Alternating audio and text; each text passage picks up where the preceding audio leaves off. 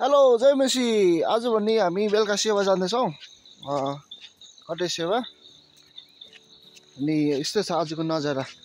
Weather अलिक पानी आएको छ, अहिले भर्खर रहँदैछ। सो आज हामी सेवा जानुमा आउनुमा यसले साथ दिनेछ हामीलाई यो छाताले। आजको भने वेदर यस्तो छ, दिनभरि पानी आएर अहिले पनि पानी आइरहेको थियो पुरा, अहिले भर्खर आएको। रोडहरू यस्तो मात्रै छ हो। अनि अगाडि हिँड्ने पापा हो, हाम्रो स्कुटी र दाजुको बाइक राख्ने जग्गा चाहिँ यही हो। यहाँ दाजुको बाइक हो, उबाट मेरो स्कुटी। हेरिहाल्नुहोस् हाम्रो रोड चाहिँ यस्तो छ। अब यो रोड चाहिँ अब नयाँ भन्दा पनि भयो होला, 3-4 वर्ष भयो। यतिखेर चाहिँ घाँस पालेर सो गाई बस्तु चराउँदा पनि हुन्छ। गाउँको मान्छेले यहाँ आएर घाँस काट्नु, पानी झर्ने सिकसिक लाग्यो भने यहाँ ल्याएर तिर्खा लाग्यो भने पानी दिन्छ गाई गोरुलाई।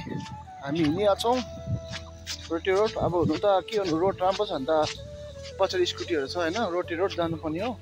रोड राम्रो भए त हामी एकैछिनमा पुग्थ्यौँ नि पर। के गर्नु, अब रोड यस्तो भएको कारणले अब हामी हिँड्नै पर्छ होइन, सेवा खाएर जानै पर्छ। त्यही कारणले हामी हिँडाइ हुँदैछ अहिले। यो देख्दाखेरि चाहिँ हाम्रो गाउँ पर्छ।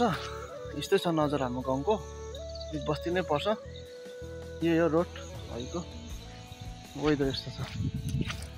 रोड हेरिहाल्नुहोस्, पानी बगिया छ यस्तो पाराले।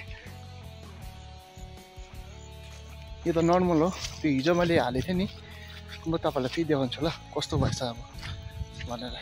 ओके, हामी भने यहाँ हिँड्दैछौँ है बाटोमा चाहिँ। अनि यो देख्नुहुन्छ तपाईँले हाम्रो रोड हो यो चाहिँ। विशेष गरी आज मेन चाहिँ म हाम्रो रोडलाई देखाउन चाहन्छु। अनि हाम्रो गाउँलाई चाहिँ है यो बाटोबाट चाहिँ पाकिम जानु, बजार जानु अथवा पाकिम हस्पिटल जानु सबै कुरामा सुविस्ता हो। तर रेनी सिजनमा चाहिँ यस्तो हालत हुन्छ है। यो देख्नुहुँदैछ यहाँ चाहिँ रातो माटो हो। अनि स्कुटीहरू बाइकहरू चाहिँ अब यहाँ डलग्दो चिप्लिन्छ है। धेरैजना लडी पनि सक्यो। अनि यस्तो छ हाम्रो रोडको कन्डिसन है। यो चाहिँ हाम्रो यता कहाँ भनौँ, अप्पर बासिलाखा पनि भन्छ, डाँडा गाउँ वार्ड पनि भन्छ है। हाम्रो बाटो चाहिँ यस्तो छ है, हेर्नुहोस् है तपाईँले। यस्तो छ हाम्रो रोड है। मेन चाहिँ यहाँ है यो बिचमा छ रोड। मैले हिजो मेरो भिडियो हालेको थिएँ। यही हो जग्गा। यहाँ चाहिँ के हुन्छ नि, गाडी फसिन्छ है, ठुलो आयो या सानो आयो। अनि मान्छे हिँड्नु पनि छान्दै हिँड्नुपर्छ, कहाँबाट हिँड्नुपर्ने भनिकन। यो हामीलाई सबै हाम्रो सुविस्ता रोड यही थियो है। सबै कुरा है, यस्तो अफिसदेखि लिएर ड्युटी जानु सबैमा है यो बाटो छिटो हो।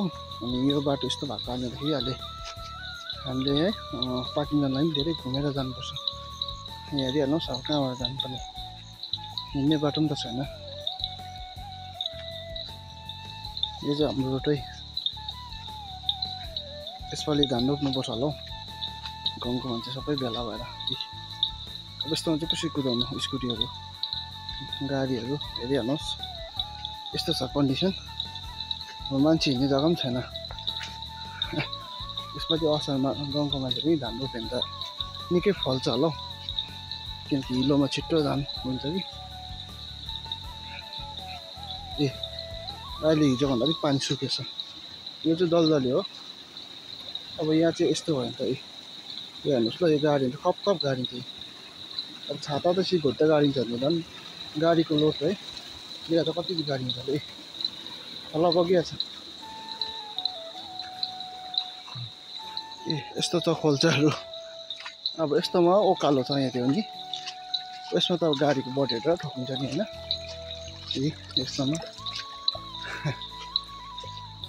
अहिले भने हामी पुग्न आँटेको छौँ है, सेवा जाँदैछौँ यही रोड भएर हिँडेर है।